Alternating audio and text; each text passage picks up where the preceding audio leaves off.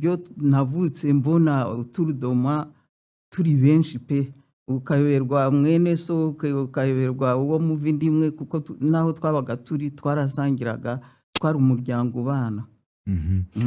Wowe iyo utekereje wumva bisaba iki kuba umugore w'umukuru w'igihugu? Biragoye cyane, bimeze nko kunyuza ingamiya mu mwenge w'urushinge. Imibare irabigaragaza. Aba bakobwa bose ubona ku mbuga nkoranyambaga n'abandi bose mujya muhura aho ugenda mu masuperimarishe no mu bitaramo bitandukanye, gusa ubwiza gusa nibuhagije kugira ngo utoranywe mu bashobora kuba abakandida bo kurongorwa n'umukuru w'igihugu cyangwa se umwami. Umva imibare yoroshye cyane kugira ngo ubyumve. Imibare igaragaza ko bigoye cyane kuba umugore w'umukuru w'igihugu cyangwa perezida w'igihugu runaka. Iyi mibare igaragaza yuko bigoye cyane kuba umugore wa perezida. Dore impamvu: ku isi hari ibihugu 195 byemewe. Abakuru b'ibihugu byabo cyangwa se abaperezida n'ibiyoborwa n'abami bisobanuye ko ari 195 kubera ko nta gihugu kigera abayobozi babiri. Ubwo turamutse twimaginiye ko buri muyobozi afite umugore, abagore b'abaperezida cyangwa abami ku isi baba ari abagore 195, ugahita ugereranya n'abagore bose bari ku isi barenga miliyari 4. Ubwo kugira ngo byumve neza, urafata abagore 195 wagabanye abagore miliyari 4. Umugore umwe gusa mu bagore barenga miliyoni 20 hashobora kuba umugore wa perezida cyangwa se umwami. Imibare yoroshye: abagore ku isi ni miliyari 4, abagore b'abaperezida ni 195. Mu mateka y'u Rwanda hari amazina atajya ashira mu biganiro by'amateka. Abanyapolitike ndetse n'abashakashatsi ku isi hose bakomeza kumuvugaho uyu mugore. Amwe muri ayo mazina akomeza kuvugwa cyane n'ay'umugore wigeze kuba ukomeye cyane muri iki gihugu cy'u Rwanda mu butegetsi bwariho mu myaka irenga 20. Uyu mugore ni Agathe Kanziga, umugore wa perezida wahoze ayobora u Rwanda Juvenal Habyarimana. Yabaye umugore wa perezida w'u Rwanda kuva mu 1973 kugeza mu 1994, mu gihe cy'ubutegetsi bwamaze imyaka 21 bufite imbaraga nyinshi cyane mu gihugu.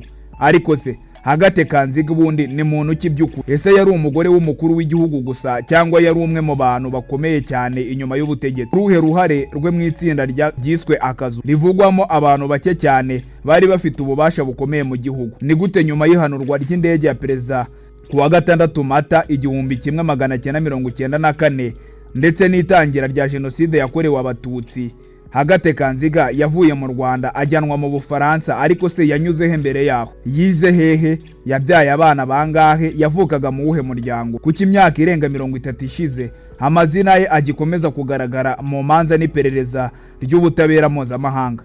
Uyu munsi muri iyi documentary turagaruka ku buzima bwe bwose, inkomoko ye mu muryango ukomeye cyane w'Ibushiru, uburyo yinjiye mu butegetsi bw'u Rwanda, uruhare rwe mu itsinda rikomeye cyane mu gihugu, uko yavuye mu Rwanda mu 1994 n'imyaka myinshi amaze akurikiranwa n'ubutabera mu Bufaransa. Ni inkuru ivuga ku butegetsi, imbaraga, amateka n'imipaka ikomeye kugeza n'uyu munsi. Icyo usabwa wowe, kora subscribe, like, share na comment, ubundi uze mu muryango mugari wa KG Pro TV. Agathe Kanziga ni muntu ki? Yagize uruhe ruhare muri jenoside yakorewe abatutsi? Kuki aka kanya atigeze azanwa mu Rwanda ngakurikiranwe nk'uko abandi bakurikiranwe? Agathe Kanziga Habyarimana yavutse ku ya 21 Mutarama umwaka w'1942 i Karago muri Gisenyi, ubu ni mu karere ka Nyabihu. Yakomokaga mu muryango w'abakire n'abanyacyubahiro b'Ibushiru. Uyu muryango wari uzwiho kugira ububasha bukomeye cyane n'imbaraga mu majyaruguru y'u Rwanda. Bikaba bizwi yuko kandi icyo gihe ibice byo mu majyaruguru y'u Rwanda n'abantu bahavuka aribo bantu bari bafite ijambo rinini mu gihugu cy'u Rwanda. Se wa Agathe Kanziga yitwaga Gervase Magera, wari umuntu ukomeye cyane mu gihe cy'abakoloni b'Ababiligi. Akaba yarakoranye nabo, akaba n'umukire cyane mu buryo butangaje. Agathe yakuriye mu muryango w'abana benshi. Abazwi cyane ni musaza we witwa Prote Zigira Nyirazo, bakundaga kwita Mr. Z. Uyu nawe yaje kuba umwe mu bantu bakomeye cyane mu butegetsi bwa Habyarimana ubwo yari amaze kwima ingoma. Agathe Kanziga yavukiye muri uwo muryango mu bice byaho ngaho, avukira mu muryango w'abakire cyane, umuryango utarasabaga umunyu, kandi mu muryango wari ufite ijambo rikomeye mu gihugu cy'u Rwanda. Secretary wa sous-chef Kamangu, noneho aza kuzidesida kuba umucuruzi. birumvikana ko yagombaga kwiga neza. Amashuri ye yayize neza cyane, yiga ku bigo bikomeye byari bigezweho icyo gihe mu gihugu cy'u Rwanda. Yize mu mashuri y'abihaye Imana, yabanje kwiga ku Nyundo mu ishuri rya Notre Dame i Kigali, aza kuhakomereza. Aya mashuri yigishaga cyane abakobwa b'abanyapolitike n'abakire muri icyo gihe. Agathe Kanziga akaba yarazwiho ngo ubuhanga budasanzwe mu kumva amasomo yo mu ishuri. Aho yize hose bivugwa ko yagiye aba uwa mbere, gusa ntago ari aha yize gusa kubera ko yaje kujya i Huye naho yigayo aho bitaga i Butare, ubwo harimo akarere ka Huye uyu munsi, Gisagara na Nyanza. Naho yagiye kwigayo, yiga mu mashuri yaho naho meza cyane y'abihaye Imana, aho bigishwaga n'abazungu. Akaba ari amashuri yigagamo abana b'abayobozi ndetse n'ibindi bikomerezwa bikomeye cyane mu gihugu cy'u Rwanda. Nyuma yo gusoza amashuri yaje kwimukira i Kigali, aho yateganyaga kujya gukorera akazi ke. Imirimo yatangiriyeho yayikoze neza cyane ko yari akiri muto, kandi bigatekerezwa ko icyo gihe ngo yari afite uburanga nk'uko abyivugira mu magambo ye. Ati nari umugore w'uburanga bwinshi, ntacyo nari mbaye. kubwira iwacu vara ibindi birakurikira.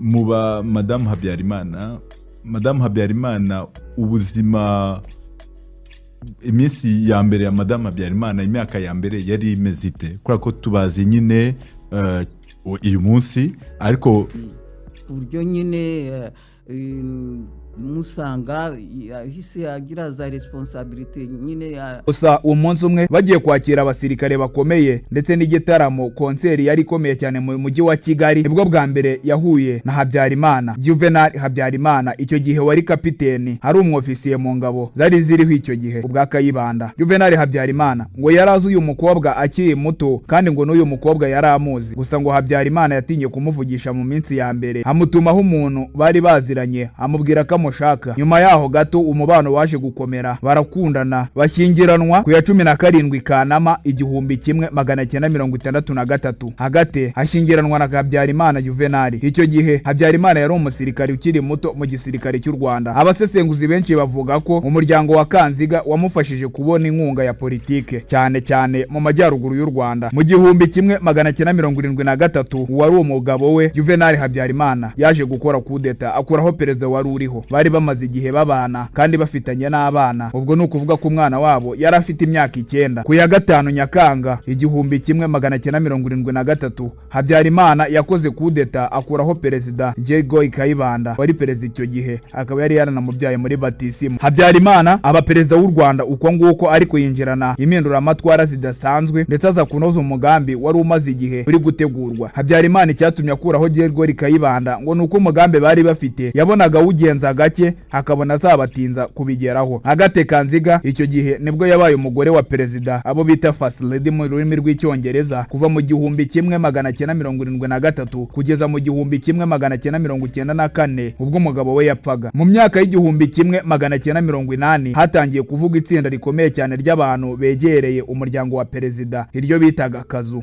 Byasobanuraga itsinda rito ry'abantu biremye agatsinda k'abacurabwenge bo gushyira umugambi no gutegura urugendo rwo gukora jenoside yakorewe abatutsi. Iryo tsinda ryari rigizwe n'abantu bakomokaga mu majyaruguru y'u Rwanda, abacuruzi bakomeye, abasirikare bakomeye, abavandimwe ba perezida ndetse n'abavandimwe ba Agathe Kanziga. Abangaba kandi kriteriya bagenderagaho byasabaga ko mu bwoko bw'abahutu. Abasesenguzi benshi bavuga ko Agathe Kanziga ari we wari umutima w'iri tsinda, kuko ari we wari uri hedinze. Perezida Juvenal Habyarimana yabaga afite inshingano nyinshi cyane, bityo nabona umwanya wo kwita kuri aka kazu ndetse no gukora ibikorwa byose bikenewe kugira ngo abazakora umugambi bawunoza bazabashe kubishyira mu bikorwa. Bigakubitira ko uyu mukobwa yari yarize cyane, ari umuhanga, yaraminuje mu mashuri meza y'icyo gihe, akaba yari umuhanga mu gutoranya abantu, kuyobora abantu, ndetse akaba ari we wari uyoboye ako kazu, ari ubaha amabwiriza y'icyo gukora, ku buryo bahuraga buri cyumweru mu gihe kingana n'imyaka irenga 5 bakareba ibikenewe, ibyo basabwa n'abantu bazabibafashamo. Nyuma y'imyaka 5 bakongera bakareba aho umushinga ugeze bakawuvugurura. Byose byahindutse ku tariki 6 Mata 1994. ati FPR yasohotse iri kurasa mu ntuza muri Kigali, bari kujya mu mazu, bari kurasana na garde présidentielle bagumaho. Noneho ubwo nyine le soir nibwo ntuza Dr Valence Aritse yaje aratubwira ati maze gutegura chambre froide, atari ko chambre froide yo yajyamo imirambo 2 gusa, tujyanamo umurambo wa generali, tujyanamo n'umurambo wa perezida w'i Burundi. Nyine tugenda garde presidentielle nyine iduherekeje kugira ngo tujyane imirambo. Ndege yari itwaye Perezida Juvenal Habyarimana yarasiwe i Kigali. Ibi byabaye intangiriro ya jenoside yakorewe abatutsi, kubera ko muri iryo joro abantu batangiye kwicwa mu gihugu hose. Nyuma y'uko Perezida Juvenal Habyarimana arasiwe hejuru mu ndege, bahise batangira gutekereza imigambi yo gukura umugore wa perezida mu gihugu bakamuhungisha, cyane y'uko inkotanyi zari zatangiye kuza kurengera abatutsi bari barimo bicwa mu gihugu hose. Ku ya 9 Mata 1994, iminsi 3 gusa nyuma y'ihanurwa ry'indege, Agathe Kanziga n'abandi bantu bagera kuri 30 bakuwe i Kigali n'ingabo z'Abafaransa. Muri bo harimo uwitwa Ferdinand Ndahimana, wari umwe mu bashinzwe radio ya RTRM yakwirakwizaga ibinyoma ndetse na sensibilisation yo kwica abatutsi aho baherereye hose, maze bajyanwa muri Central Africa. Bageze muri Central Africa bahabaye igihe gitoya, ikirere kiramunanira, bamuzana muri Repubulika Iharanira Demokarasi ya Kongo, ari naho umugabo we Juvenal Habyarimana bamushyinguye. Nyuma yaho gato uwari perezida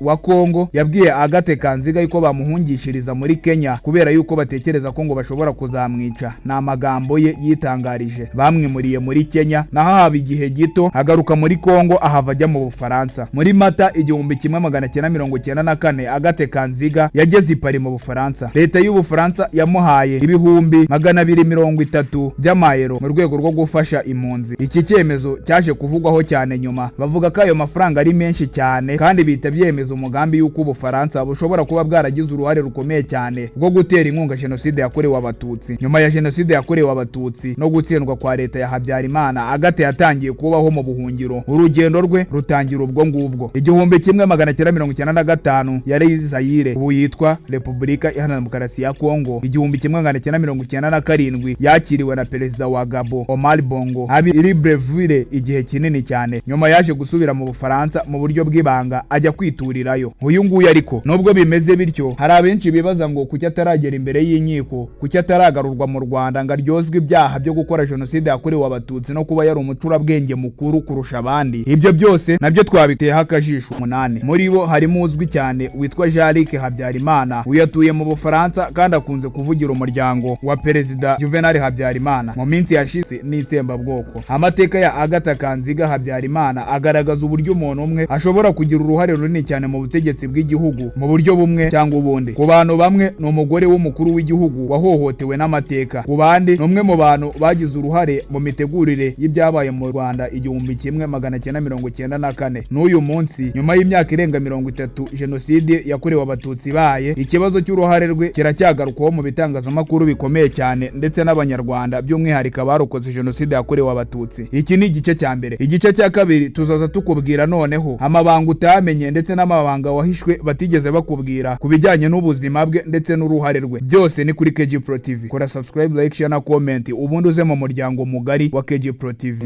Navukiye ku babyeyi b'Abakristu, nkimara kuvuka uburyo bambatirishije hashize iminsi 8, kuko ababyeyi b'Abakristu mu Rwanda babatikaga kubatirisha abana bakiri batoya. Rero jyewe navukiye Irambura, ariko muri komine Karago